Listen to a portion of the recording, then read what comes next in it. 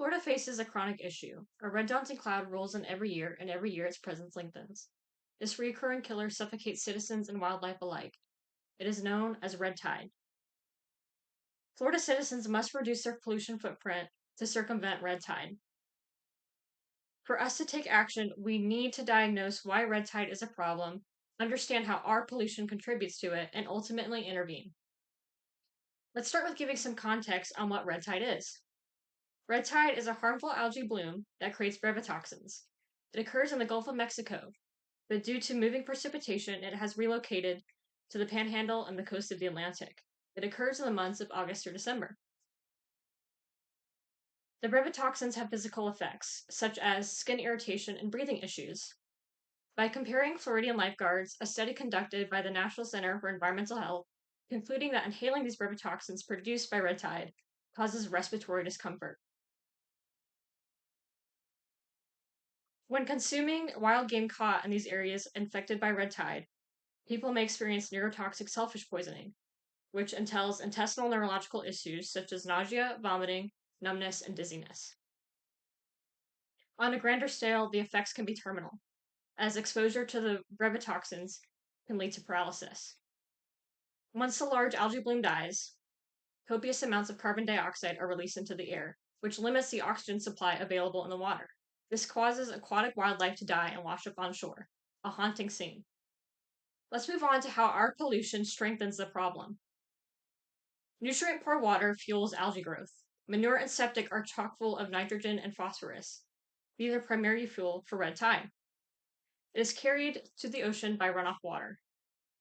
The HEB task force attributes this to improper waste disposal and the discharge of approximately 215 gallons of processed water and 205 tons of nitrogen from the Piney Point phosphate plant into the Tampa Bay in the year of 2021. Carbon emission is also a huge contributor. Landfills, burning of fossil fuels, clearing forests, anything that releases carbon, anything that decays, such as the washed up sea life, becomes trapped in a cycle of death. Researchers like Pardeep Singh have found carbon dioxide contributes more than 60% to global warming. The increase in its levels had led to what is considered as the biggest environmental challenge. Warmer waters prolong the bloom season, and as carbon dioxide is released, temperatures rise, increasing precipitation and rainfall. Thus, runoff pollution grows even more. All of these are egregious issues. Where would someone begin the path to recovery? How we stop this environmental massacre? Well, the solution is right under our feet. By restoring wetlands, we'll vastly improve water quality and reduce runoff. Nitrogen and phosphorus may be fuel for algae growth, but it's also fuel for wetland growth. Not only can we restore wetlands, but we can also construct them with the specific purpose of attacking wastewater.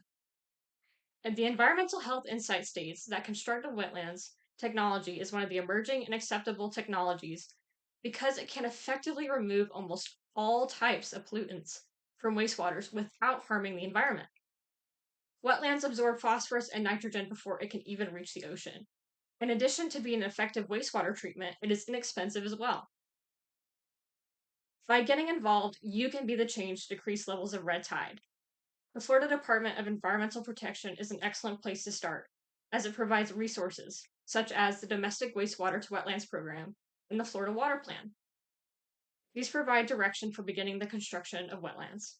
The Fish and Wildlife Foundation of Florida also provides weekly up-to-date information on the context of red tide. In addition to providing this information, they can open the doors for us to be the change. By visiting myfwc.com and navigating to the Wildlife Habitat section, you will find the application to become a volunteer. If you are unable to volunteer, you can donate to the Fish and Wildlife Foundation of Florida on their website. Or you can purchase a Discovering Florida's Oceans license plate, as the funds go to coastal preservation. And remember to be mindful. Avoid using fertilizers, dispose of waste properly, and vote for officials that hold the preservation of Florida in mind. As we conclude, I urge that Florida citizens must help reduce their pollution footprint to circumvent red tide. By now knowing how red tide becomes a problem and how our pollution contributes to it, we can take action to circumvent toxic algal blooms.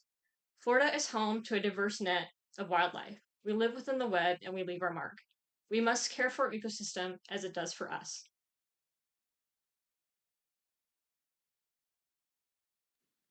Bill.